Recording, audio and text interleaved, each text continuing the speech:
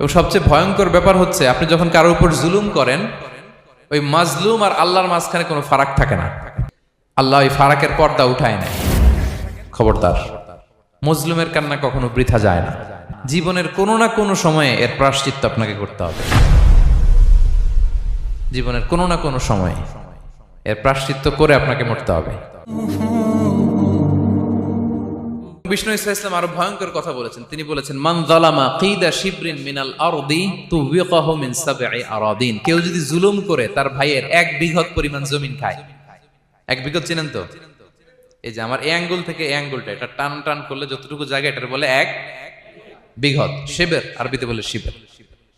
হ্যাঁ, মান যালামা কিদা শিবর। বিষ্ণু বলেন এই 1 শিবর, 1 বিঘত জমি যদি কেউ অন্যায়ভাবে জুলুম করে তার ভাইয়ের কাছ থেকে খায়, কিয়ামতের দিন তুবিকা আলাইহি সাবউ আরাদিন, এই 7 জমিনকে আল্লাহ তাআলা তার ঘাড়ে চাপাবে, খা এবার।